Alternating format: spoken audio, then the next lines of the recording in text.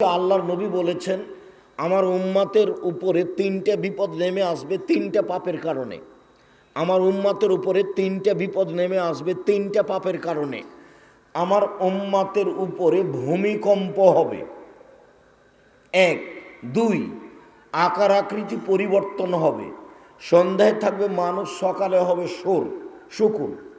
এটা আমার উম্মতের উপরে হবে, এটা আমার ভয়। তিন, আমার উম্মত বিপদে পড়ে যাবে, সব দিক থেকে ঝামেলা নেমে আসবে। জমি জায়গায় মারামারি, মসজিদে মারামারি, মাদ্রাসাতে মারামারি, হইচই, জমির দাম 20 লাখ, রেজিস্ট্রি খরচ 15 লাখ, মানে সব দিক থেকে সমস্যা নেমে আসবে তিনটে পাপের কারণে। আমার উম্মতের উপরে তিনটে পাপের কারণে তিনটে বিপদ নেমে আসবে। তো বিপদ নাম্বার 1 ভূমিকম্প, বিপদ নাম্বার 2 সন্ধ্যায় থাকবে মানুষ, সকালে হবে শোর বা বানর। 3 সমস্যা নেমে আসবে। পাপ তিনটা। 1 এটা সারেবুল খমুরা, যখন আমার উম্মাত বিড়ি, তামাক, জর্দা, সিগারেট, গুল, নেশাদার দ্রব্য খাবে, পান করবে। 2 জাহরাতিল কায়নাত, অত্যাচারিল কায়নাত, যেদিন মেয়েরা নাচবে, সব মোবাইলে মেয়ে নাচে, সব দোকানে মেয়ে নাচে, সব ঘরে মেয়ে নাচে। যখন মেয়েরা নাচবে তখন আমার উম্মতের উপরে বিপদ নেমে আসবে। 3 অজারাবুবিল মাজেব, যখন বাদ্যযন্ত্র চলবে, সব মোবাইলে বাজনা বাজে, সব দোকানে বাজনা বাজে, প্রায় সব ঘরে মেয়ে চলে, টিভি চলে, সব ঘরে বাজনা বাজে। আমার উম্মতের উপরে তিনটে বিপদ নেমে আসবে তিনটে পাপের কারণে। আমার উম্মতের উপরে তিনটে বিপদ নেমে আসবে তিনটে পাপের কারণে। 1 ভূমিকম্প হবে। 2 আকার আকৃতি পরিবর্তন হবে, সন্ধ্যায় থাকবে মানুষ, সকালে হবে বানর, শোর। 3 সব সমস্যা নেমে আসবে আমার উম্মতের উপরে তিনটা পাপের কারণে। 1 যখন মদ খাবে, প্রায় সবাই মদ খাবে। 2 যখন মেয়েরা নাচবে। 3 যখন বাজনা বাজবে। তো সব দোকানে বাজনা বাজে, সব দোকানেই মেয়ে নাচে, সব বাড়িতে মেয়ে নাচে, প্রায় সবাই বিড়ি, তামাক, জর্দা, সিগারেট, গুল খাই। বুঝে না ওরা অন্তর আছে, বুঝে না, দেখেও দেখে না ওরা চক্ষু আছে, দেখে না, শোনে না ওরা কান আছে, শোনে না। উলায়েকা কালানাম, তারা পশু প্রাণীর মতো, তারা গরু ছাগলের মতো, তারা কুকুর শ্রীগালের মতো, বালহুমাজাল, বরং তার চেয়ে খারাপ। মানুষ গরু ছাগল কুকুর শ্রীগালের চেয়ে খারাপ। সে যে হারাম খায় বিবেচনা করে না, হিসাব নিকাশ করে না। সেদিন চলে এসেছে। একটা কথা মধ্যে বলে নিয়ে সামনে যাই, ও শোর বানর হবে কেন? কেন শোর বানর হবে? আল্লাহ নবী বলতেন যে কুকুর শ্রীগাল হয়ে যাবে, আল্লাহ নবী বলতেন যে সাপ ব্যাং হয়ে যাবে। এই কথা না বলে কেন বললেন যে বানর হবে, কেন বললেন যে শোর হবে? একটু আল্লাহ নবী বলছেন, আমার জীবনে বড় ভয়, আমার উম্মত ইহুদি খ্রিস্টানদের সাথে মিশে যাবে সমান সমান, একেবারে ওরা যা করবে ওরাও তাই করবে। ডান হাতের বিঘত যেমন বাম হাতের সমান। আমার উম্মত অন্যায়ে মিশে যাবে ইহুদি খ্রিস্টানদের সাথে তেমন সমান সমান। ডান পায়ের জুতা যেমন বাম পায়ের সমান, বাম পায়ের জুতা যেমন ডান পায়ের সমান, এটা যেমন সমান সমান, অন্যায়, অবিচারে, দুশ্চরিত্রে, কৃষ্টি কালচারের নিয়ম নীতিতে আমার উম্মত মিশে যাবে তাদের সাথে সমান সমান। এই কথা বলতে বলতে বলতে শেষ পর্যন্ত এভাবে বলছেন, ইহুদি খ্রিস্টান যদি মায়ের সাথে জেনা করে থাকে তো আমার উম্মত মায়ের সাথে জেনা করবে। আমার উম্মত এত নিচে নেমে যাবে। তো নিয়ম নীতিতে, কৃষ্টি কালচারে তাদের মতো হয়ে যাবে। এখানে বহু যুবকের মাথার চুল ছাঁটা আছে, উপরে চুল আছে, নিচে চতুর্দিকে নাই। এটা তো ইহুদি খ্রিস্টান খেলোয়াড়ের। তুমি কখন কখন খ্রিস্টান হয়ে গেছো? এই ছেলে, তোমার বাপ নাই? ওটা কি তোমার চাচা নাকি যাকে বাপ বলো? তোমার মাথার চুল এমন কেন? এই, তোমার মা নাই? ওই মহিলা তোমার খালা নাকি যাকে তুমি মা বলো? তোমার মা দেখতে পায় না? তোমার মাথার চুল এমন কেন? শরম পাও না? লজ্জা পাও না? এই তোমার বোন ওখানে বসে আছে, নখ বড় আছে। নখ বড় থাকে ইহুদি খ্রিস্টানদের পতিতালয়ের মেয়েদের বৈশিষ্ট্য। ইহুদি খ্রিস্টানদের পতিতালয়ের মেয়েদের বৈশিষ্ট্য নখ বড় রাখা, নখে নেইল পালিশ দেওয়া। ইহুদি খ্রিস্টানদের বেশ্যালয়ের মেয়েদের বৈশিষ্ট্য কি? নখ বড় রাখা এবং নখে নেইল পালিশ দেওয়া। ইহুদি খ্রিস্টানদের বেশ্যালয়ের মেয়েদের বৈশিষ্ট্য হলো কি? নখ বড় রাখা এবং নখে নেইল পালিশ দেওয়া। তো তোমার বোনের নখ বড় হয়ে আছে কেন? তোমার মা নাই? ও কি খালা নাকি? ও কি সৎ মা? শরম পাও না? ওকে মা বলো কেন? ওকে খালা বলে ডাকবে, ওকে সৎ মা বলে ডাকবে। আর শরম হয় না? মেয়ের নখ বড় কেন? মেয়ের নখে নেইল পালিশ কেন? জোর করে মুসলমান হতে চাও? আল্লাহর নবী দুঃখ করে বলেছেন, আমার উম্মত মিশে যাবে ইহুদি খ্রিস্টানদের সাথে এমনভাবে, ডান হাতের বিঘত যেমন কি বাম হাতের সমান, ডান পায়ের জুতা যেমন বাম পায়ের সমান। ওরা যদি জেনা করে থাকে মায়ের সাথে, তো আমার উম্মত কি করবে? মায়ের সাথে জেনা করবে। তোমাকে এক গিলাস পানি দিলাম আমি, তুমি আমাকে বলবে জাযাকাল্লাহ খায়ের, আল্লাহ আপনাকে উত্তম প্রতিদান দেবে। তো তুমি থ্যাংক ইউ বললে কেন? থ্যাংক ইউ বললে কেন? তা বলবে কেন? হিন্দু যদি এক গ্লাস পানি দেয় তাহলে তুমি থ্যাংক ইউ বলিও। মোবাইলে রিং হচ্ছে, তুমি যদি চিনতে পারো হিন্দু তাহলে বলবে ধন্যবাদ। আর যদি চিনতে না পারো, হিন্দু হোক, মুসলিম হোক, ডোম হোক, চামার হোক, মেথর হোক, যে হোক না কেন, বলবে আসসালামু আলাইকুম। হ্যালো বললে কেন? হ্যালো বলে তো কুকুরকে ডাকে। হ্যালো বলে তো কুকুরকে ডাকে। তোমার প্যান্টটা টাকনোর নিচে কেন? তোমার প্যান্টটা টাকনোর নিচে কেন? ওটা তোমার মা না, ওটা তোমার খালা। এই তোমার বোনের এখন কপালে টিপ আছে, টিপ দেওয়া আছে তোমার বোন। তোমার বোন এখন স্কিন পায়জামা পরে আছে, যার মানে অঙ্গ প্রত্যঙ্গ সব বোঝা যায়, লজ্জা স্থানও বোঝা যায়। এই স্কিন পায়জামা পরে আছে তোমার বোন, তোমার মা এখানে বসে আছে, এখানে বসে আছে। এটাই হলো ইহুদি হয়ে যাওয়া, এটাই হলো খ্রিস্টান হয়ে যাওয়া।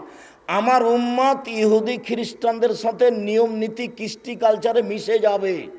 ডান পায়ের জুতা যেমন বাম পায়ের সমান, মানে সমান সমান মিশে যাবে। ডান হাতের বিঘত যেমন বাম বিঘতের সমান। নিচে নামতে নামতে বলছেন, ওরা যদি মায়ের সাথে জেনা করে থাকে তো আমার মতো মায়ের সাথে জেনা করে। ভাই ছেলে, খেলোয়াড় তো ব্রাজিলের, ও 47 নাম্বার 10 নাম্বার। তোমার গেঞ্জিটা যে গায়ে দেওয়া আছে ওটাতে 10 লেখা আছে কেন? ওটা তুমি গায়ে দিলে কেন? ওটা পেশাব করে দাও, ওটা পেশাব করে দাও। ওকে গায়ে থেকে খুলে দিয়ে পেশাব করে দে, বলবা যে তোর নীতিকে আমি ঘৃণা করি, এই যে পেশাব করে দিলাম। আর তুমি যদি আমাকে দাও তোমার গেঞ্জিটা, আমি টয়লেট পেপার হিসাবে ব্যবহার করব না, ওটাকে আমি ঘৃণা করি, ওটাকে দূর থেকে থু দিই। আমি আব্দুর রাজ্জাক বিন ইউসুফ, তোমার জানা না থাকলে আবার জেনে নাও। আমি দীর্ঘ 34 বছরে কোনোদিনও অপ্রয়োজনীয় কথা বলিনি। 34 বছরে, না জানা থাকে আবার জেনে নাও। আমি আব্দুর রাজ্জাক বিন ইউসুফ, আমার বাপের নাম ইউসুফ আর আমার নাম আব্দুর রাজ্জাক। আমি হাজার হাজার হাদিস শোনাতে পারি, ঘন্টার ঘন্টা, আলহামদুলিল্লাহ। আমার জীবনে কোনোদিন মাঝহাবি কথা বলা লাগে না, মাঝহাবকে নিয়ে। আমার জীবনে কোনোদিন দলকে নিয়ে কথা বলা লাগে না। সম্মানিত দিনী ভাই বোন, আপনাকে আমি বলে খাটো করতে চাইনি। চরিত্র কৃষ্টি কালচার হারিয়ে দিয়ে তাহাজ্জুদ পড়ে জান্নাত পাওয়া যাবে না। হিন্দু মেয়েকে বিবাহ করার 10টি পদ্ধতি আছে, তার একটা পদ্ধতি হলো রাক্ষসী বিবাহ। মেয়ের বাপ বিবাহ দিবে না। কিভাবে বিবাহ করবেন? কপালে টিপ দিতে পারলে বিবাহ হয়ে গেছে। তাহলে কপালে টিপ দেওয়া প্রথা কাদের? হিন্দুদের। কিভাবে এসেছে? বিবাহ দিবে না ওর বাপ, তখনও কি করবে? বিবাহ করবে। তো কি করতে পারলে বিবাহ হয়ে যাবে? কপালে টিপ দিতে পারলে বিবাহ হয়ে যাবে। সেই টিপ আমার মেয়ের মাথায় কেন, কপালে কেন? এখন বসে আছে তোমার বোন কপালে টিপ দিয়ে, এখন বসে আছে। ওটা তোমার মা না, ওটা তোমার খালা। আমি বলছি ওটা তোমার খালা, ওটা তোমার সৎ মা। এই মা তোমাকে কবর দিতে এসেছে, তোমার বাপের সংসারকে কবর দিতে এসেছে। তোমার এই মায়ের নাম হলো হস্তিনী মা, তোমার বাপের একে তালাক দিয়ে দেওয়া উচিত। আমি তালাক দিতে আদেশ করিনি, তবে আমার পরামর্শ থাকলো, তোমার এই মাকে তোমার বাপের তালাক দিয়ে দেওয়া উচিত, তবে আমি তালাক দিতে আদেশ করিনি, পরামর্শ থাকলো। এই ছেলে, মা হলে কয়টা জিনিস লাগে? 4টা। দিন রাত বলছি, মা হলে কয়টা জিনিস লাগে? 4টা জিনিস লাগে, তার নাম মা। জাবের রাদিয়াল্লাহু তাআলা আনহু বলছেন যে আমরা একবার যুদ্ধ করে আসছিলাম, মদিনায় ঢুকবো রাতে, তখন আল্লাহ রসুল বলছেন, এই থামো থামো থামো থামো, এখানে থাকো, সকাল যখন হবে তখন আমরা বাড়িতে যাব। তা আমি জাবের বললাম, আল্লাহর নবী, আমি নতুন বিবাহ করেছি, আমাকে বাড়ি যেতে দেন। তা আল্লাহ নবী বলছেন, ও বিক্রানন সাইয়েবা, তুমি যে বিবাহ করেছো তো কুমারী মেয়ে বিবাহ করেছো না তালাকপ্রাপ্তা মেয়ে বিবাহ করেছো? তুমি যে বিবাহ করেছো তো তালাকপ্রাপ্তা মেয়ে বিবাহ করেছো না কুমারী মেয়ে বিবাহ করেছো? তো আমি বললাম যে আমি তালাকপ্রাপ্তা মেয়ে বিবাহ করেছি, ওর বিবাহ আগে হয়েছিল, ওর স্বামী তাকে তালাক দিয়ে দিয়েছে, আমি তাকে বিবাহ করেছি। তো আল্লাহ রসুল বলছেন, আরে হাল্লা বিক্রাম তুলাই বহ তুলাই বোকা, তুমি কুমারী মেয়ে কেন বিবাহ করলে না? তুমি তার সাথে খেলতে, ও তোমার সাথে খেলতো। তুমি কুমারী মেয়ে কেন বিবাহ করলে না? তুমি তার সাথে খেলতে, ও তোমার সাথে খেলতো। তুমি কুমারী মেয়ে কেন বিবাহ করলে না? তুমি তার সাথে খেলতে, ও তোমার সাথে খেলতো। তখন জাবের বলছেন, আল্লাহর নবী শোনেন, আমার পিতা উহুদের যুদ্ধে শহীদ হয়েছেন 9 জন মেয়ে রেখে, আমার 9 জন বোন আছে, আকরাহন উদাব্বেদা মিসলাহন না, তাদের সমবয়সের মেয়েকে আমি বিবাহ করা পছন্দ করিনি। 4টা কারণে। আল্লাহ নবী শোনেন, আমার বাপ উহুদের যুদ্ধে শহীদ হয়েছেন 9টা মেয়ে রেখে, আমার 9 জন বোন আছে, আমার বোনদের সমবয়সের মেয়েকে আমি বিবাহ করা পছন্দ করিনি। 4টা কারণে। আল্লাহ নবী শোনেন, আমার বাপ উহুদের যুদ্ধে শহীদ হয়েছেন কয়টা মেয়ে রেখে? 9টা। আমার 9 জন বোন আছে, আমার বোনদের সমবয়সের মেয়েকে বিবাহ করিতে পছন্দ করিনি। 4টা কারণে। আমি বড় মেয়ে তালাকপ্রাপ্তা মহিলা বিবাহ করেছি এই জন্য যে, 1 লে তুয়াল্লেমা হন না, আমার স্ত্রী যেন আমার বোনদেরকে বিদ্যা শিখাতে পারে। 2 অলে তুয়াদ্দেবা হন না, আমার স্ত্রী যেন আমার বোনদেরকে শিষ্টাচার শিখাতে পারে। 3 আমার স্ত্রী যেন আমার বোনদের মাথার চুল চিরুনি করে সাজগোজ করে দিতে পারে। 4 অলে তাকুমা আলাইহিন্না, আমার স্ত্রী যেন আমার বোনদের উপরে পাহারা দিতে পারে। বলো দেখি, তোমার বোন এখন ফ্যাশন বোরকা পরে এখানে বসে আছে, তাহলে তোমার মা কি তোমার বোনের পাহারাদার? কি পাহারা দেয় তোমার মা? হাদিস তো বোখারি মুসলিম, হাদিস তো বোখারি মুসলিম। তোমার মা কি পাহারা দেয়? এখন তোমার বোন এখানে বসে আছে ফ্যাশন বোরকা পরে, ওই বোরখা জ্বালিয়ে দিতে হবে। রাতে তোমার বোনকে এই বোরখা জ্বালিয়ে দিতে বলিও, না জ্বালেলেও মুনাফিক, আমার বক্তব্যের সাথে মুনাফিকই করেছে, যেটা আমি চাই না, যেটা আমি চাই না, কোনোদিন চাইনি আমি। তোমার পরিবর্তনের জন্য এসেছি, আল্লাহ তোমাকে পরিবর্তন করুক, আল্লাহুম্মা আমিন। জাতির যদি রাস্তাঘাট করে দিতে না পারি, জাতির যদি স্কুল কলেজ করে দিতে না পারি, জাতিকে চূড়ান্ত সঠিক ধর্ম দিতে পারবো ইনশাআল্লাহ। ধর্মের ব্যাপারে জাতিকে ফাঁকি দিয়ে পরকাল হারাতে রাজি নই। শিষ্টাচার কি জিনিস? আমার স্ত্রী যেন আমার বোনদেরকে বিদ্যা শিখাতে পারে, আমার স্ত্রী যেন, কি জিনিস? তোমার মা যখন তোমার বোনের গায়ে জামাটা দিবে তখন কোন হাত ঢোকাবে? ডান হাত।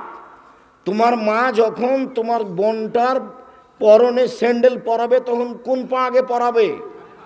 ডান পা। এরই নাম শিষ্টাচার। যখন স্যান্ডেলটা খুলবে কোন পা খুলবে?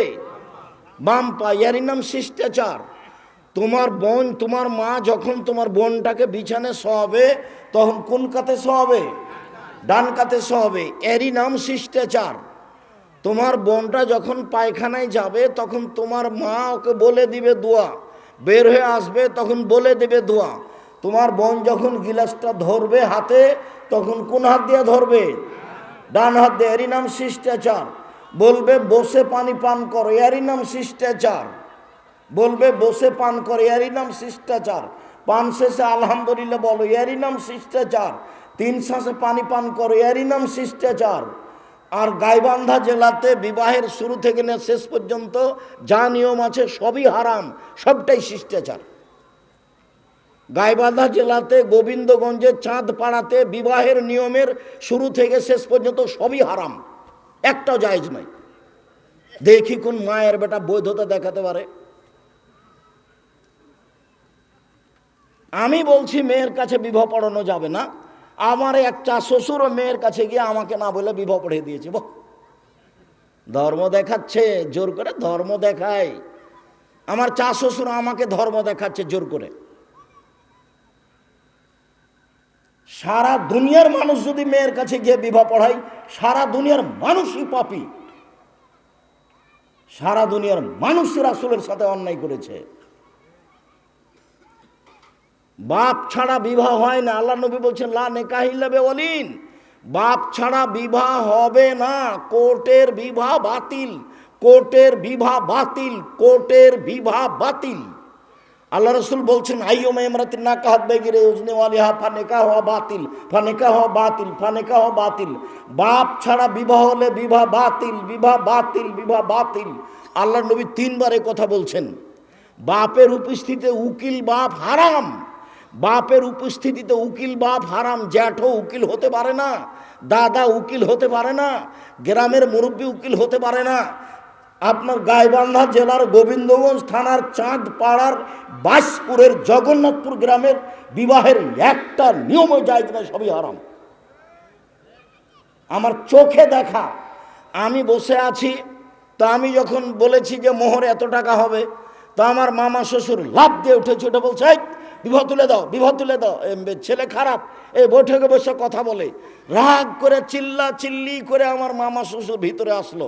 এসে এখন আমার শাশুড়ির সামনে কি কি যে বললো, ব্যাগ বকচা হাতে করে চলে গেল সোলা গাড়ি, থাকলোই নেই। অপরাধ কি? আমি কথা বলেছি বিবাহের বৈঠকে, সেই জন্য। আমার শাশুড়ি আলহামদুলিল্লাহ খুব ভারী মানুষ ছিলেন, এগুলো উনি চিন্তা করতেন না। তো যা বলেছেন বলেছেন, সকালে তোমরা ঠান্ডা থাকো, চুপ থাকো। আমার শ্বশুর শাশুড়ি, আমার সম্বন্ধীদের ধারণা ছিল যে ইনি আব্দুর রাজ্জাক বিন ইউসুফ, তারা এটা বুঝতো ঘটনা, যার কারণে পরিবেশ আর উল্টা হয়নি, নাহলে তো পরিবেশ ভেঙেই যায়। তাকদীর তো আছে একটা।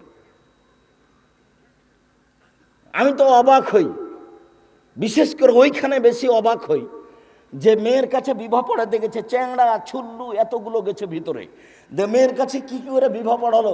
অমুক নিবাসী অমুক তোমাকে বিবাহ করতে এসেছে, এত নগদ এত বাকি, তুমি তাকে স্বামী সত্ত্বে কবুল করো।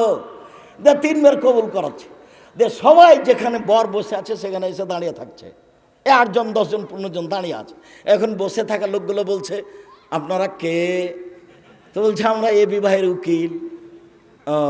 মেয়ে কি কবুল করেছে? জি হ্যাঁ করেছে। আপনারা শুনেছেন? জি শুনেছি। তাহলে বসেন। তখন বলছে মনে হচ্ছে যে হিন্দুদের বিবাহ লেগেছে কলার গাছের চতুর্দিকে ঘুরে, ধর্ম পাগল হয়ে গেছে। ধর্ম রাজশাহী চাঁপাইনবাবগঞ্জের হাওয়াই লাড্ডু, দোনো হাত में लड्डू है जो चाहे उसको खा ले, जो चाहे उसको छोड़ दे। ধর্ম পাগল হয়ে গেছে। গাইবান্ধা জেলায় এসে ধর্ম কি হয়ে গেছে? পাগল হয়ে গেছে, কলা গাছের চতুর্দিকে ঘুরে। এতগুলো মানুষ দাঁড়িয়ে আছে আর ওরা বলছে যে মেয়ে কি কবুল করেছে? জি করেছে। আপনারা কি শুনেছেন? জি শুনেছি। তাহলে বসেন।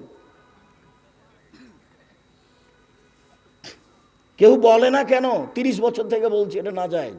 কেউ বলুক যে আপনি ভুল বলেছেন, সাহস করে না কেন? লা তুজাবিজুল মারাতু আল মারাত, একজন মহিলার বিবাহ দিতে পারে না। লা তুজাবিজুল মারাতু নাফসাহা, মহিলা নিজে নিজে বিবাহ বসতে পারে না। আল্লাহ নবী সব হারাম করে দিয়েছেন। খালাতে বলছে মেয়েকে, জামাই খুব ভালো, ছেলে খুব ভালো, তোর বাপ তো বিবাহ দিবে না, তুই আমার কাছে চলে আয়, আমি বিবাহ দিয়ে দেবো। আরে খালা কখন কখন বেটা ছেলে হয়েছে, খালা কখন কখন পুরুষ মানুষ হয়ে গেছে। ফুফুতে বলছে ছেলে খুব ভালো, আমি জানি, তোর বাপ তো বিবাহ দিবে না, তুই আমার কাছে চলে আয়, আমি বিবাহ দিয়ে দিব। তো ভাস্তির বিবাহ ফুফুতে কি করেছে? দিয়ে দিয়েছে। ফুফু কখন কখন পুরুষ মানুষ হয়েছে, মহিলা বিবাহ দিতে পারে না, আল্লাহ রাসূল না করে দিয়েছেন। মুহাম্মদ সাল্লাল্লাহু আলাইহি সাল্লামের কথাই চূড়ান্ত, তিনি যেটা বলেছেন সেটাই হবে, এটাই চূড়ান্ত। আমি মুসলিম চিররণবীর, মরণকে করি না ভয়, মরলে শহীদ বাঁচলে গাজী, আমার উভয়ই সমান। মরাও যতটুকু, বেঁচে থাকো ততটুকু, মরলেও জান্নাত বাঁচলেও জান্নাত, মরলে শহীদ বাঁচলে গাজী, উভয়ই তো আমার সমান। পিছে হটার কোনো সুযোগ নেই, কোনো দিন না। 34 বছরে কোনো দিন পিছে হটিনি, মানুষের কাছে কোনো দিন পথ খরচ চায়নি। কেউ যদি বলে দিতে পারে এই মাটির উপরে, দেশ বিদেশে, পৃথিবীর যে কোনো জায়গায়, যে আব্দুর রাজ্জাক সাহেব একদিন আমার কাছে পথ খরচ চেয়েছিল, সেদিন থেকে বক্তব্য দিব না, সেদিন থেকে বক্তব্য বন্ধ। খালি যদি বলতে পারে যে পথ খরচ চেয়েছিল, পথ খরচ পাথেও চেয়েছিল, কথা বলতে পারলে আমি আপনাকে পাথেও দিব ইনশাআল্লাহ। জামিয়া সালাফে এক মাসে কত টাকা বেতন লাগে? 32 লক্ষ। এক মাসে বেতন লাগে কত? 32 লক্ষ। তা আল্লাহ 32 লক্ষ টাকার মাসে ব্যবস্থা করে, তো তোমার পথ খরচের ব্যবস্থা করতে পারে না? খুব পারেন। জামিয়া সালাফে বাইতুল হাম জামে মসজিদে কেউ খুতবা দিলে তাকে বিমানে নিয়ে যাওয়া হয়, বিমানে বাড়ি পাঠানো হয়, পথ খরচ দেওয়া হয় 10,000, খাওয়ার একটা ভালো মানের দেওয়া হয়। এর নাম জামিয়া সালাফিয়া, এর নাম বাইতুল হাম জামে মসজিদ। সম্মানিত দিনী ভাই বোন, আপনি সামনে এসে কথা শুনবেন, আমি আপনাকে অনুরোধ করছি, মর্মে এই কথাগুলি বললাম। চলেন, পাপের জগতে সুদ খাওয়া পাপ, বড় পাপ, কিন্তু সুদের পাপের ভাষা যেমন আর কোনো পাপের ভাষা তেমন নয়, একেবারে অবাক হতে হয়। আরও একটা জায়গা, মদের পাপ বড়, তার ভাষা এমন নয়, কিন্তু এভাবে বলেছেন আল্লাহ নবী, কেউ যদি মদ খায় তাহলে 40 দিন আল্লাহকে নিজের দিকে করতে পারবে না। এটা হলো মদের পাপের গতি। কেউ যদি মদ খায় তাহলে 40 দিন তার নামাজ কবুল হবে না, এইটা হলো মদের পাপের গতি। কিন্তু কেউ যদি সুদ খায় তাহলে 40 দিন নামাজ কবুল হবে না, এ কথাটা বলা হয়নি। বলা হয়েছে কেউ যদি জেনে শুনে 1 টাকা সুদ খায় তো 36 বার জেনা করে যত পাপ হবে, 1 টাকা সুদ খেলে তার চেয়ে বেশি পাপ হবে। এই কথাটা বুঝাতে গিয়ে বলছিলাম যে 3 শ্রেণীর মানুষকে হত্যা করতে হয়, 2 শ্রেণীর মানুষের বাঁচার পথ আছে, আর 1 শ্রেণীর মানুষের বাঁচার পথ নেই। তারা কারা? বিবাহ করার পরে যদি কেউ জেনায় লিপ্ত হয় তাহলে তাকে বাঁচানোর কোনো পথ নেই। 1 মিনিট আমার দিকে চেয়ে থাকবেন, আমার দিকে চেয়ে না থাকলে আপনি কথা ধরতে পারবেন না, এক খেয়ালে চেয়ে থাকতে হবে। আর মনে করতে হবে যে আমি পাথর, পাখি যেন আপনার মাথায় বসতে চাই পাথর মনে করে, এইভাবে এক খেয়ালে চেয়ে থাকবেন। যেহেতু আমি কেসা কাহিনী বলি না, ইসব জোলেখার কাহিনী বলি না, কাজে আপনি বাদাম খাবেন আর বক্তব্য শুনবেন, এটা আপনি মনে করবেন না, এক খেয়ালে চেয়ে থাকবেন। দেখেন, যা তেমরা তুমিন গামে দিয়া, গামেদ সম্প্রদায়ের একজন মহিলা আসলো আল্লাহ রাসূলের দরবারে, এসে বলছে, তাহের নিয়া রাসূলুল্লাহ, আল্লাহ রাসূল আমাকে পবিত্র করেন। তো আল্লাহ রাসূল বুঝেছেন যে জেনার ব্যাপার আছে, জেনার ব্যাপার আছে। তো আল্লাহ রাসূল বলছেন, ইরজেই, বাড়ি ফিরে যাও, আস্তাগফিরিল্লাহ, আল্লাহর কাছে ক্ষমা চাও, ও তুবি ইলাইহি, তুমি তওবা করো, তোমার পাপ ক্ষমা হয়ে যাবে। তখন মহিলাটি বলছে, আতুরাদ্দাদুনি কামার আদাদ্দা মাইজুবনে মালিক। ও, মাইজুবনে মালিকের বিচার না করে যেভাবে ফিরিয়ে দিয়েছিলেন সেভাবে আপনি আমাকে ফিরিয়ে দিতে চাচ্ছেন? অন্না হবলা মিনাজ জানা, আমার পেট উঁচু হয়েছে অবৈধ সন্তানে, আমার পেটে অবৈধ সন্তান আছে, দয়া করে আমাকে ফিরিয়ে দিয়েন না, আমার বিচার করে দেন। তখন আল্লাহ রাসূল বলছেন, ইরজেই হাত্তা তালেদি, বাড়ি চলে যাও, যেদিন বাচ্চা হবে সেদিন আসে বিচার করে দিব। মুসলিম গ্রন্থে এসেছে, যেদিন বাচ্চা হয়েছে, সবে মাত্র বাচ্চা প্রসব হয়েছে, সেই বাচ্চাকে ন্যাকড়ায় জড়িয়ে নিয়ে এসে বলছে, এ দেখেন বাচ্চা প্রসব হয়েছে, বিচার করে দেন। দৃশ্য দেখে আল্লাহ রাসূল বলছেন, শোনো, ইরজেই, বাড়ি ফিরে যাও, ফারদি হে, বাচ্চাকে দুধ খাওয়াও, হাত্তা তাপ্তে মিহে, বাচ্চা যেদিন দুধ ছেড়ে দিবে সেদিন এসে বিচার করে দিব। মহিলা বাচ্চা নিয়ে চলে গেল, 2 বছর বাচ্চাকে দুধ খাওয়ালো, 2 বছর পরে বাচ্চাকে নিয়ে বিচারালয়ে উপস্থিত। তখন বাচ্চার হাতে এক টুকরা রুটি রয়েছে, রুটি প্রমাণ করে বাচ্চা খাদ্য খেতে পারে। বাচ্চাটাকে একজন মুসলমানদের হাতে আল্লাহ রসুল দিলেন, দিয়ে বললেন ইজাবু বিহা, সঙ্গী সাথী তোমরা একে মাঠে নিয়ে যাও, মাঠে নিয়ে একটা গর্ত খোঁড়ো, গর্ত খুঁড়ে বুক পর্যন্ত পুঁতে দাও, ফার্জে মোহা, এরপর চতুর্দিক থেকে ইট ঢেল পাথর মেরে মেরে তাকে দুনিয়া থেকে বিদায় করো। সাহাবিগণ বলছেন আমরা তাকে মাঠে নিয়ে গেলাম, গর্ত খুঁড়লাম, গর্ত খুঁড়ে বুক পর্যন্ত মাটিতে পুঁতে দিলাম, চতুর্দিক থেকে ইট ঢেল পাথর মারতে লাগলাম। খালিদ ইবনে ওয়ালিদ বলছেন একটা পাথর আমি তার মুখের উপরে মারলাম, ফাতানা জাহাদ দাম আল ওয়াজহে খালিদ, পাথরটা মুখে লেগে মুখটা ফেটে রক্ত ছিটে খালিদের গায়ে লাগলো। ফাসাব্বাহা, খালিদ তাকে গালি দিয়ে বসলেন, ছি ছি ছি ছি ছি ছি, একজন জেনাকারিনীর মহিলার গায়ে রক্ত আমার গায়ে লাগলো, এ বলে খালিদ রাদিয়াল্লাহু তাআলাকে গালি দিলেন।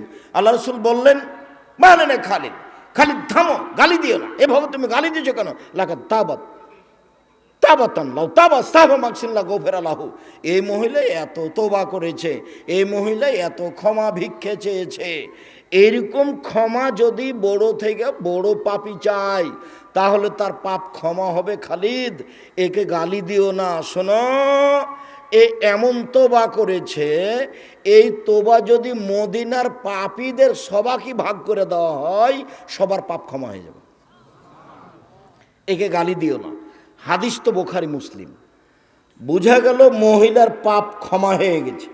আল্লাহর নবী নিজে জানাজা করলেন, কাফন দাফন করলেন, সব কিছু করলেন, কিন্তু তাকে বলতে পারলেন না যে তোমার পাপ ক্ষমা হয়ে গেছে, তোমার তোবার কারণে তোমার বিচার হবে না, এই কথা বলতে পারলেন না। মানে হলো এই যে বিবাহ করার পরে যদি কেউ জেনা করে তাহলে পৃথিবীর কোনো মানুষ তাকে বাঁচাতে পারবে না। আমি যদি বুঝাতে না পারি ক্ষমায় চালাই, ওই যে বাইরে কে গল্প করছে কথা বলছে আমি শুনতে পাই, তোমরা পাও না, তোমরা পাহারা দাও, তোমরা চাঁদপাড়ার বাসপুর জগন্নাথপুরের ছেলে, তোমরা কি দুর্বল নাকি?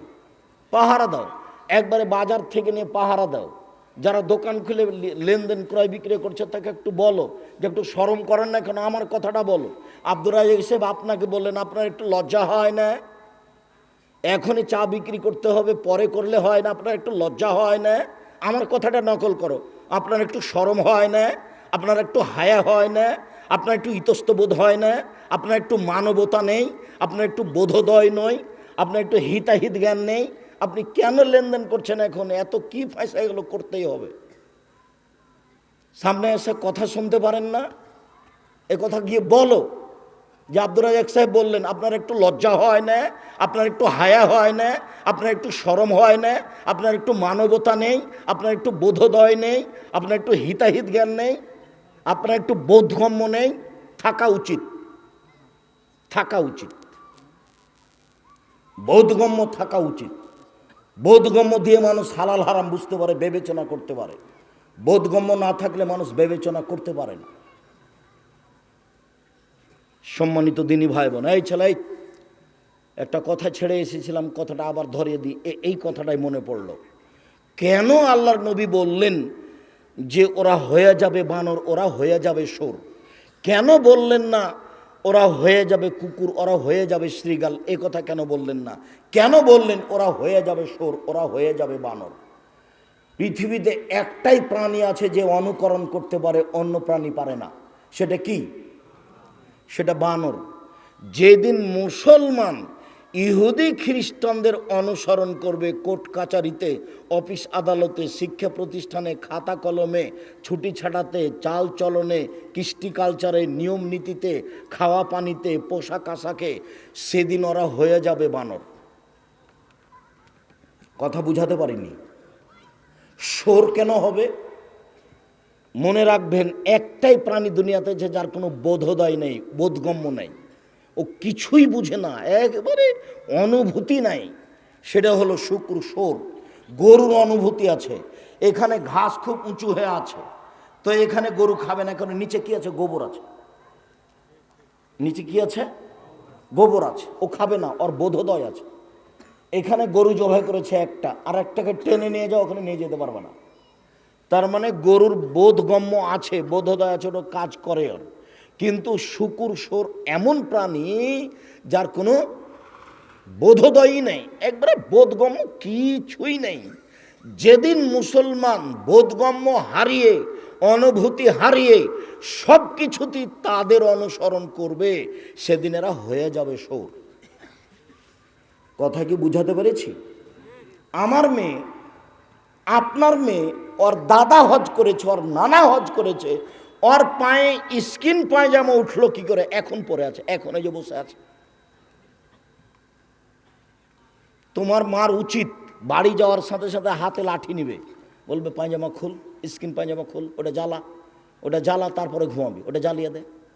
আর একটা পায়জামা আছে যেটা এরকম ফাঁকা, আর একজন ঢুকবে। ভ্যান রিক্সায় উঠলে হাঁটুর উপর পর্যন্ত উঠে।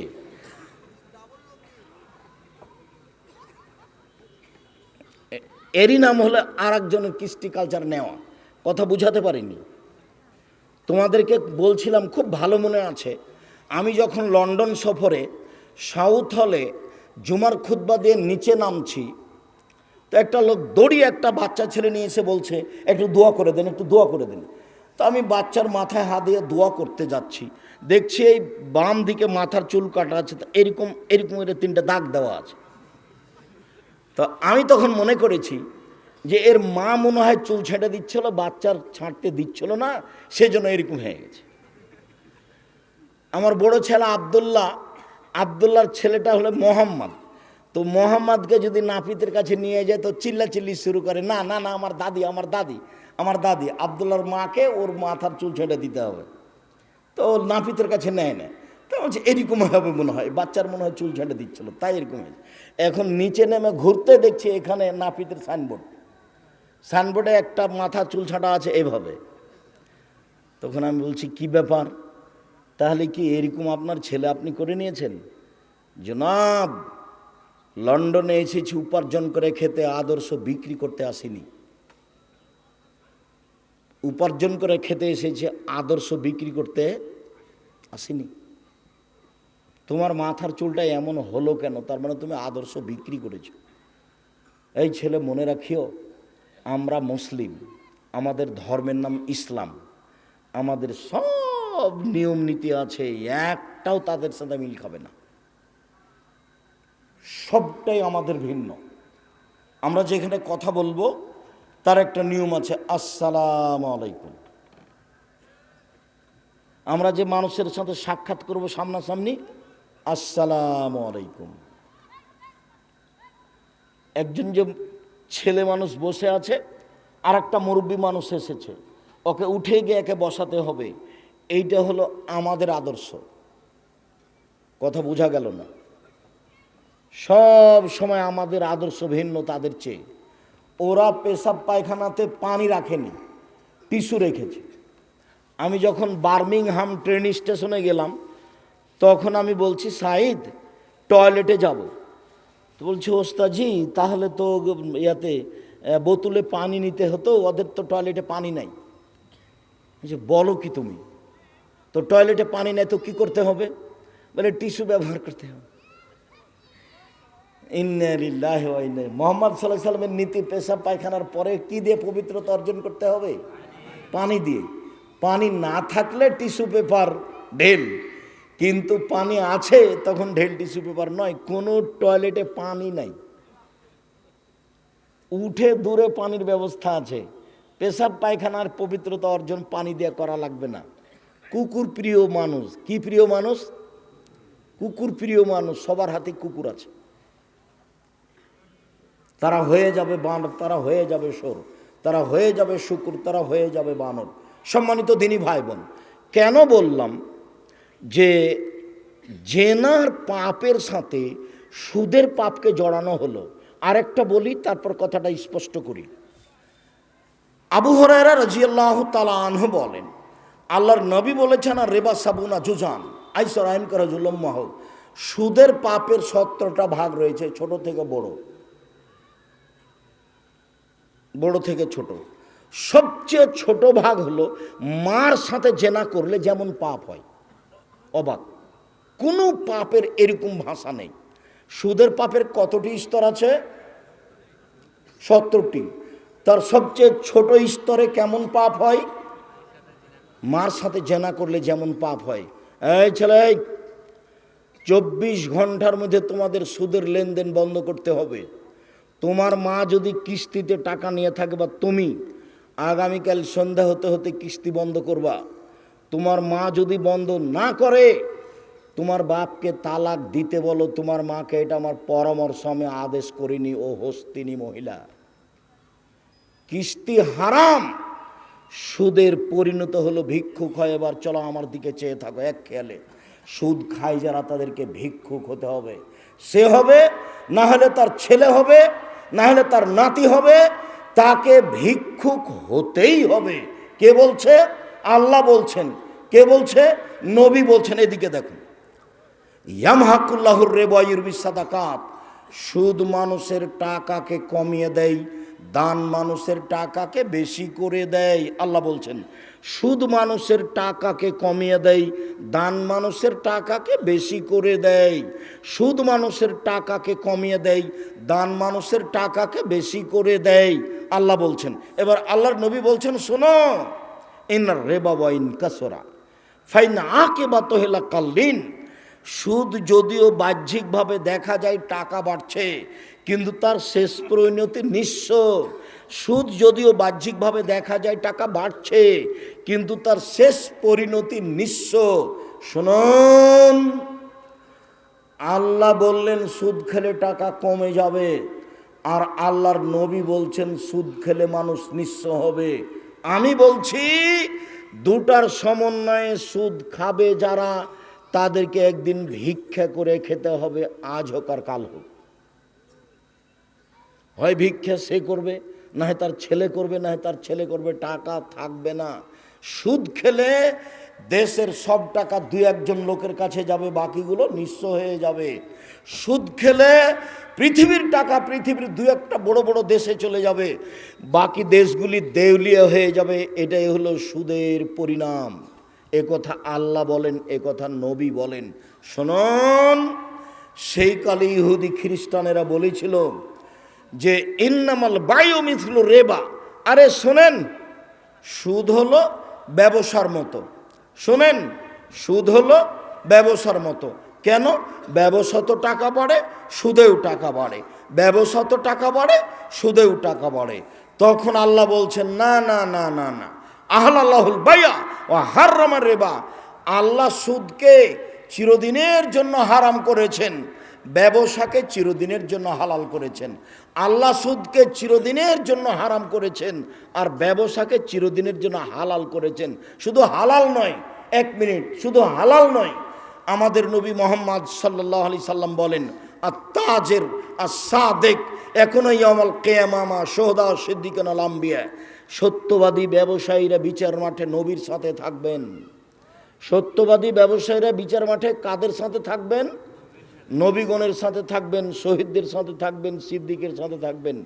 সত্যবাদী ব্যবসায়ীরা নবীগণের সাথে থাকবেন। শুধু তাই নয়, আল্লাহ রাসূল আবার বলছেন, পৃথিবীর মানুষ শুনে রেখো, আত্তেজার আত্মাল কিজওয়াল হালাফ। ব্যবসা অনেক সময় মিথ্যা কথা চলে আসে, ব্যবসায় অনেক সময় কসম চলে আসে, অতএব তোমরা দান করে করে এটা মিটিয়ে দাও। আল্লাহ নবী এভাবে বলছেন। তাহলে ব্যবসা কত ভালো জিনিস, আর সুদ কত খারাপ জিনিস। যারা সহযোগিতায় এসেছে তাদের একটু সহযোগিতা করেন। আমি সেদিকে সহযোগিতা করলেও আমার দিকে চেয়ে থাকবেন। আমি কথার শেষের দিকে, তবে মাঝামাঝি থেকে একটু আগে আছি। রাসূল সাল্লাল্লাহু আলাইহি সাল্লাম বলেছেন, সুদ খায় যে তার উপরে অভিশাপ, সুদ দেয় যে তার উপরে অভিশাপ, সুদের সাক্ষী থাকে যে তার উপরে অভিশাপ, সুদের অঙ্ক কষে যে তার উপরে অভিশাপ। হোমসাওয়া সবাই সমান। সুদ দাতা যেভাবে পাপী, সুদ গ্রহিতা সেভাবে পাপী, সুদের সাক্ষী সেভাবে পাপী, সুদের কলম সেভাবে পাপী। সবাই সমান। সম্মানিত দিনী ভাই বোন, বাংলাদেশে এমন কোনো ব্যাংকিং ব্যবস্থা নেই, এমন কোনো ইন্স্যুরেন্স নেই যেটা সুদ থেকে মুক্ত। বাংলাদেশে সব ব্যাংকিং ব্যবসা সুদের সাথে জড়িত। বাংলাদেশে সব ইন্স্যুরেন্স সুদের সাথে জড়িত।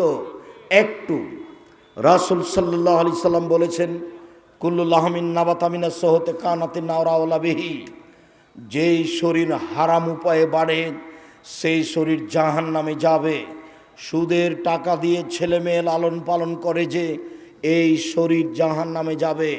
সুদ হারাম, সুদ হারাম, সুদের লেনদেন হারাম।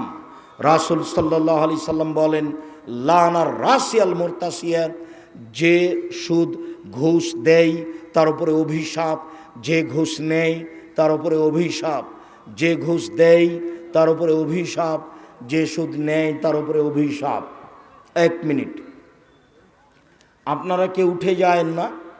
আমি একটা লম্বা হাদিস পেশ করব, এটাই শেষ। লম্বা হাদিসের একটা অংশ আছে সুদের, সেই জায়গাটা আপনাকে আমি খুব স্পষ্ট করে বোঝানোর চেষ্টা করব। খুব জরুরি কিছু হলেও অল্প কিছুক্ষণ বসে থাকবেন ধৈর্যের পরিচয় দিয়ে।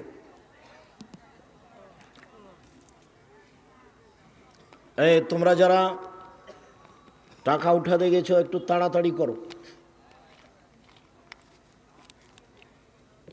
সম্মানিত দিনী ভাই বোন, যারা আপনাদের কাছে সহযোগিতায় গেছেন আপনারা করেন, আর আমার দিকে খেয়াল করেন। আমি হাদিসটা শুরু করলাম, লম্বা হাদিস। সামরা ইবনে জুনদুব রাদিয়াল্লাহু তাআলা আনহু বলেন, কানান নবী সাল্লাল্লাহু আলাইহি ওয়াসাল্লাম ইজা সাল্লা আকবালানা আলাইনা বিওয়াজহিহি, আল্লাহর নবী যখন ফজরের সালাত আদায় করতেন তখন আমাদের মুখামুখি বসতেন। আমাদের মুখামুখি বসে জিজ্ঞাসা করতেন, তোমরা কেউ স্বপ্নে কিছু দেখেছো? তো আমরা কেউ যদি স্বপ্নে কিছু দেখতাম তখন তিনি আমাদের স্বপ্নের তাবির করে দিতেন। একদিন সকালে তিনি আমাদেরকে বলছেন, এই সঙ্গী সাথী শোনো, তোমরা গত রাত্রে স্বপ্নে কিছু দেখেছো? আমরা বললাম জি না, আজকে স্বপ্নে আমরা কিছু দেখিনি। তখন আল্লাহ রসুল বলছেন, লাকিন্নি, তবে আমি রাতে দুইটা লোককে দেখেছি। এবার আল্লাহর নবী নিজে স্বপ্ন দেখেছেন সেটা বলছেন। দুইজন লোক এসে আমার দুই হাত ধরলো, দুই হাত ধরে আমাকে টেনে নিয়ে যাচ্ছে। যেতে যেতে দেখি একটা লোক বসে আছে আর একটা লোক দাঁড়িয়ে আছে। যে লোকটা দাঁড়িয়ে আছে তার হাতে লোহার বাঁকা একটা লাঠি আছে। ফায়াসুকফি সিদ্কেহি, লোহার বাঁকা লাঠিটা তার মুখের ডান দিকে ঢুকিয়ে চিরে পিছন দিকে নিয়ে যাচ্ছে। আবার এখান থেকে উঠিয়ে বাম দিকে লাগিয়ে চিরে পিছন দিকে নিয়ে যাচ্ছে। দেখা যায় ডান দিক ঠিক হয়ে গেছে, আবার লাঠিটা ডান দিকে লাগিয়ে চিরে ফেলছে। আমি বললাম একই দৃশ্য। তো তারা দুইজন বললেন চলেন, পরে কথা হবে। আমি চলতে থাকলাম। যেতে যেতে দেখি একটা লোক চিত হয়ে শুয়ে আছে, আর একটা লোক পাশে দাঁড়িয়ে আছে, তার হাতে একটা বড় পাথর আছে। যখনই পাথরটা মাথার উপরে মারছে, মাথাটা ভেঙে চৌচির হয়ে যাচ্ছে, আর পাথরটা ছিটকে দূরে চলে যাচ্ছে। ও পাথরটা আনতে না আনতেই দেখে মাথা ঠিক হয়ে গেছে, আবার মারছে, আবার ফেটে যাচ্ছে। তো আমি বললাম একই দৃশ্য। তারা দুইজন বললেন চলেন, চলতে থাকেন। আমি কিছু না বলে চলতে থাকলাম। যেতে যেতে দেখি উপরের দিক সংকীর্ণ, নিচের দিক প্রশস্ত, ভিতরে আগুন জ্বলছে, ধাঁধা ধাঁধা ধাঁধা করে আগুন জ্বলছে। মনে হচ্ছে যে ওর ভিতরে যা কিছু আছে সব বাহির হয়ে পড়ে যাবে। আবার যখন আগুনটা কমে যাচ্ছে তখন সব ভিতর দিকে চলে যাচ্ছে। দেখি সেখানে পুরুষ এবং নারী উলঙ্গ অবস্থায় জমা ধরে আছে। এভাবে পুরুষ এবং নারী উলঙ্গ অবস্থায় জমা ধরে জ্বলছে, আগুনে জ্বলছে, ধাঁধা ধাঁধা করে উপরে চলে যাচ্ছে, আবার নিচে আসছে, আবার উপরে চলে যাচ্ছে। তা আমি বললাম যে এইটা কি? তারা দুইজন বললেন চলতে থাকেন। আমি কিছু না বলে চলতে থাকলাম। যেতে যেতে দেখি একটা রক্তের নদী, নদীতে শুধু রক্ত, পানি নেই। দেখি রক্তের নদীর পাশে একটা লোক আছে, ওর হাতে একটা পাথর আছে।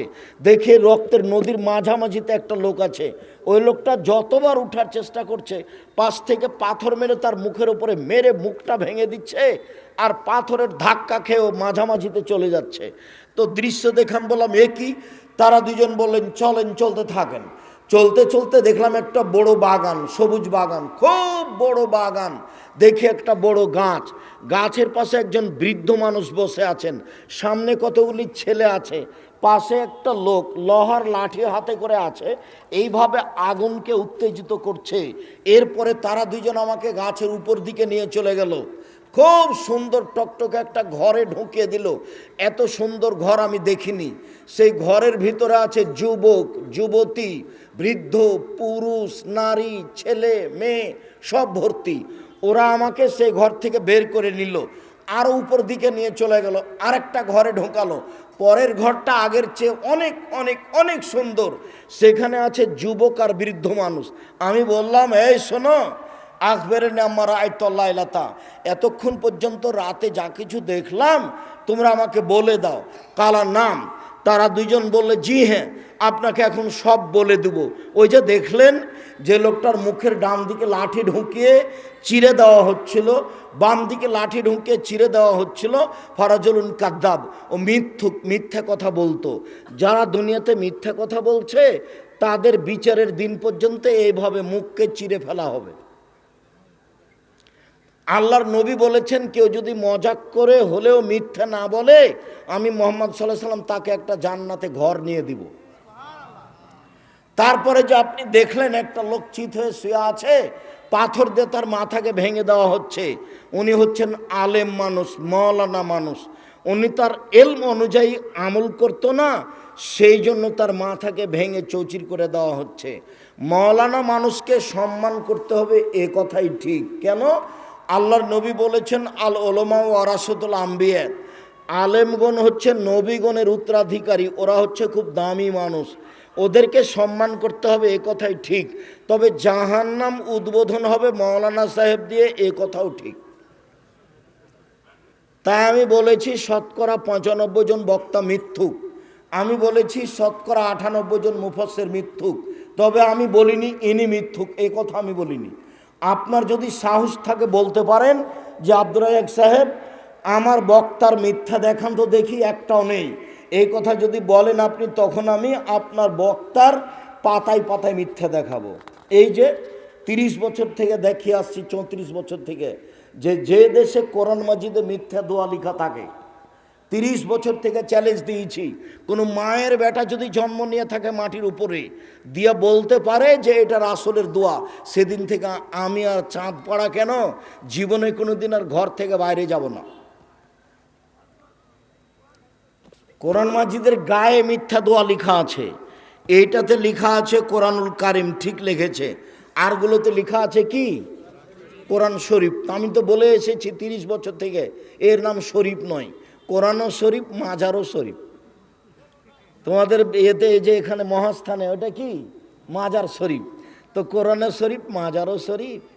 মহাস্থানে যে কটকটি বিক্রি হয়, যেই মহাস্থানের কটকটি কিনে সেও শিরক করে, মহাস্থানে কটকটি কিনাও হারাম। কেন? ওই সুবাদেই সে দোকানপাট চালিয়ে আসছে। যারা মহাস্থান দেখতে গেছে, ওখানে সম্মান করা শিরক, সিজদা করা শিরক, কোনো কিছু চাওয়া শিরক, কবর সম্পর্কিত যা কিছু আছে সবই শিরক। কবর যে মরে গেছে সে আপনার কিছু করতে পারে না। সম্মানিত দিনী ভাই বোন, মওলানা সাহেবের মাথা পাথর দিয়ে ফাটিয়ে দেওয়া হচ্ছে। এরপরে যে আপনি দেখলেন পুরুষ এবং নারী উলঙ্গ অবস্থায় জমা ধরে আছে, ধাঁধা ধাঁধা ধাঁধা করে উপরে চলে যাচ্ছে, আবার নিচে নেমে আসছে। এরা হচ্ছে ব্যভিচার, ব্যভিচারিণী। যারা জেনায় লিপ্ত হয়েছে ওরা বিচারের দিন পর্যন্ত এইভাবে জ্বলতে থাকবে, একাকার হয়ে একসাথে জ্বলবে।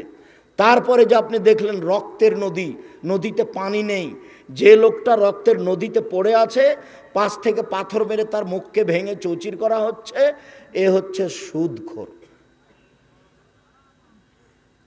তাহলে এবার চলেন, কেউ যদি 1 টাকা সুদ খায়, 36 বার জেনা করে যত পাপ হবে, 1 টাকা সুদ খেলে তার চেয়ে বেশি পাপ হবে।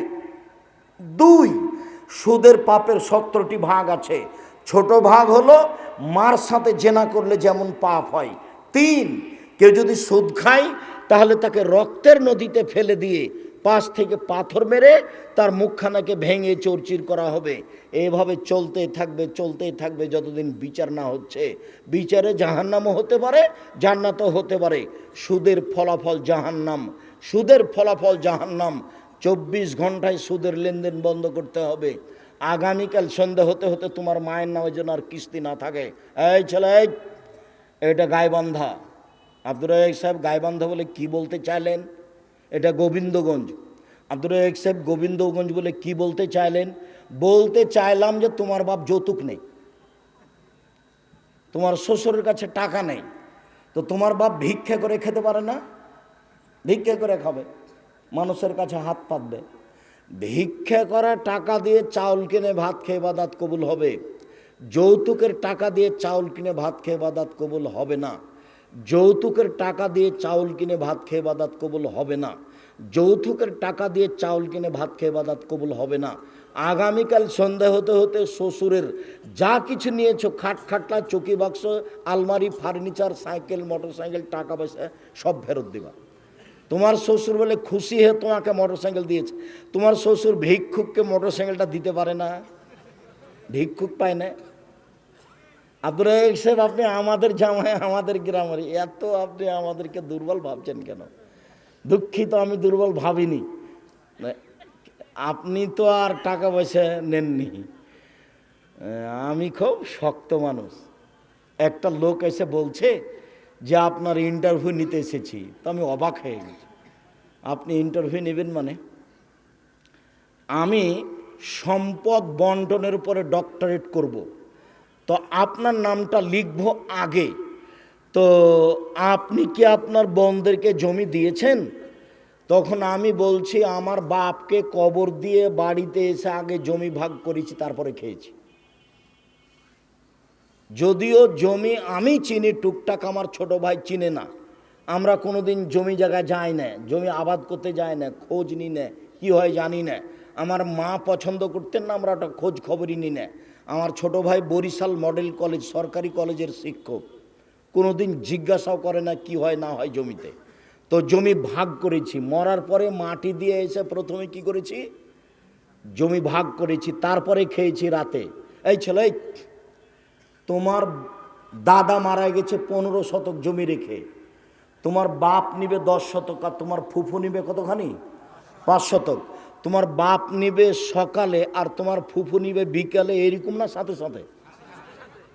তো সকাল বিকাল যদি প্রমাণ না হয়, তাহলে তোমার দাদা 10 বছর হলো মরা, এখন পর্যন্ত জমি ভাগ হয়নি। মানে কি দেখাতে চাচ্ছ? এর নাম গাইবান্ধা, এর নাম রংপুর। খালি যদি বোনেরা জমি চায় তাহলে মাথায় খারাপ। বের হ, বের হ, বের হ, বের হ, আর আসবে না এই বাড়িতে। লেনদেন সম্পর্ক বন্ধ। ও হলো ছেলে, তোমার বাপ হলো ছেলে, আর তোমার ফুফু হলো মেয়ে, এরা ভাই বোন।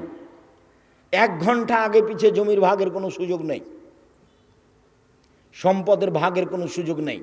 বছর বছর তোমার বাপ খাচ্ছে, তোমার বাপ কাজ বলে দিও, আব্বা ভাগ্য ছেড়ে আসেনি, ভাগ্য নিয়ে এসেছি।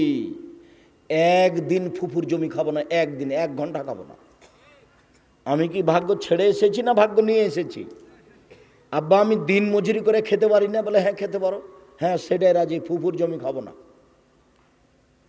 আপনি আগে ফুফুকে জমি দেন, তারপরে কোনো কথা। যে রক্তের নদীতে পড়ে আছে হলো সুদখোর। তারপরে যে আপনি দেখলেন গাছের পাশে একটা বৃদ্ধ মানুষ, উনি হচ্ছেন ইব্রাহিম আলাইহিস সালাম। সামনে দেখলেন ছেলে, এগুলো অমুসলিম মুসলমানদের ছেলে মেয়ে। পাশে যে একটা লোককে দেখলেন এইভাবে আগুন উত্তেজিত করছেন, উনি হচ্ছেন জাহান্নামের মালিক। আপনি যে প্রথম ঘরটাতে ঢুকলেন, এটা হলো সাধারণদের জান্নাত, আর যে এখনই ঢুকে বের হলেন, এটা হলো শহীদদের জান্নাত। আমি যে ডান হাত ধরে আছি, আমি হচ্ছি জিবরাইল, আর ইনি যে আপনার বাম হাত ধরে আছেন, ইনি হচ্ছেন মেকাইল। মাথা একটু উপর দিকে করেন, বলে করলাম। এই যে সুন্দর ঘর, এটা আপনার জান্নাত। আমার জান্নাত তাহলে ছেড়ে দাও, আমি ঢুকি। তখন বলে না না না না, আপনার বয়স বাকি আছে, যেদিন আপনার বয়স শেষ হবে সেদিন আপনি চলে আসবেন বুখারী। এতক্ষণ পর্যন্ত মুখের ভাষায় যে কথাগুলি নকল করছিলাম আরবি ছেড়ে, সেগুলো হচ্ছে বুখারী থেকে নকল করছিলাম। মানে আম গাছে জাম ধরতে পারে ধরে না, অমাবস্যার রাতে চাঁদ উঠতে পারে উঠে না, সুঁয়ের ছিদ্র দিয়ে লাঙ্গলের ফা ঢুকতে পারে ঢোকে না, সুঁয়ের ছিদ্র দিয়ে লাঙ্গলের ফা ঢুকে যেতে পারে, আম গাছে জাম ধরে যেতে পারে, অমাবস্যার রাতে চাঁদ উঠে যেতে পারে, এগুলো ঘটে যেতে পারে। আমি যে বললাম এতে সন্দেহ আছে বলে কেয়ামাত পর্যন্ত চেষ্টা করলে সরিষা ঢোকানো যাবে না, যা বলছি তাই থাকবে। মর্মে সকল দিনী ভাই বোনকে অনুরোধ জানাচ্ছি, পরিবারের উপরে শক্ত হন, ছেলে মেয়েকে শক্ত হাতে দেখেন, 5 ওয়াক্ত সালাত আদায়ের জন্য বলেন, ভালোভাবে থাকতে বলেন, দোকানপাটে বসা নিষেধ করেন। এই ছেলে, 4টা জিনিস জীবনে জরুরি: 1 5 ওয়াক্ত সালাত, 2 হালাল রুজি, 3 কোরআন তেলাওয়াত, 4 দোকানে বসে আড্ডা না পিটা। জিন্দেগি তার দোকানে বসে আড্ডা পিটো না। সম্মানিত দিনী ভাই বোন, আলোচনার শেষে চলে আসলাম। আব্দুল্লাহ আপনাদের অনেক প্রিয় সন্তান, অনেক ভালোবাসেন। এই জান্নাতপুরের সন্তান, আপনাদের সন্তান আব্দুল্লাহ। আপনার তার জন্য দোয়া করবেন। সারা দেশ জুড়ে মক্তব চালু করতে চাই, সেই সুবাদে বই পুস্তক নিয়েছে।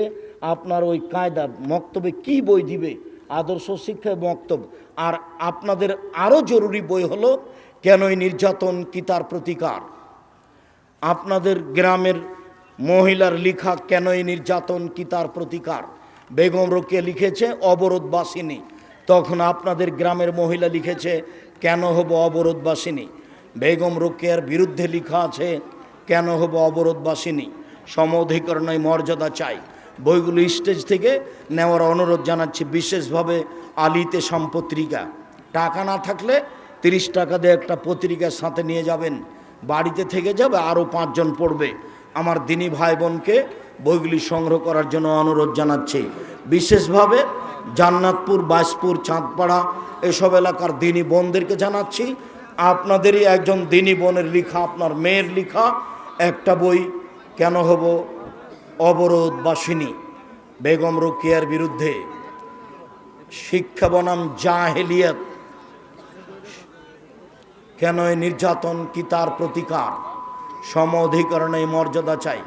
বইগুলো স্টেজে